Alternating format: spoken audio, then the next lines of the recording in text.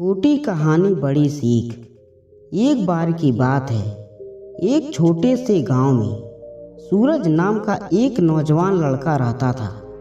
वह बहुत ताकतवर था और अपनी शारीरिक शक्ति पर बहुत गर्व करता था।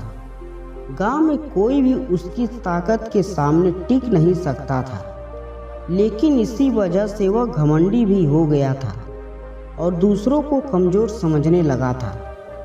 गांव में एक दिन एक साधु आए। उन्होंने सूरज को देखा और उसकी ताकत के बारे में सुना। उन्होंने सूरज से कहा, बेटा, तुम बहुत ताकतवर हो, लेकिन क्या तुम सच में सबसे मजबूत व्यक्ति हो?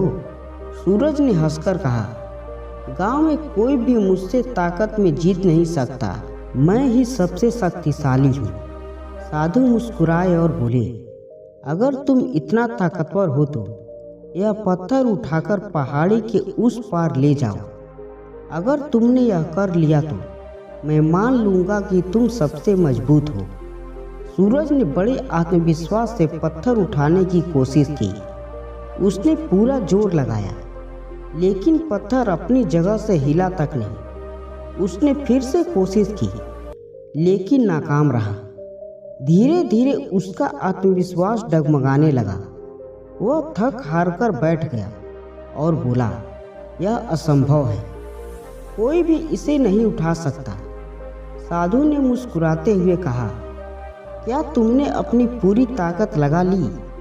सूरज ने कहा, हाँ, लेकिन मैं इसे उठा नहीं सका। साधु ने फिर पूछा, क्या तुमने गांव वालों से मदद मांगी? सूरज चौंक गया।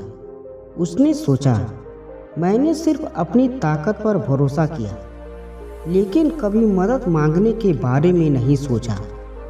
सूरज ने गांव वालों को बुलाया और सबने मिलकर पत्थर उठाने की कोशिश की। कुछ ही मिनटों में वे पत्थर को पहाड़ी के पार ले गए।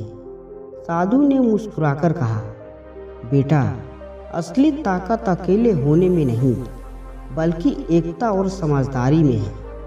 जब तक तुम अकेले अपनी ताकत पर भरोसा करते रहे, तब तक तुम असफल रहे, लेकिन जब तुमने सबकी मदद ली, तब तुमने असली ताकत का उपयोग किया।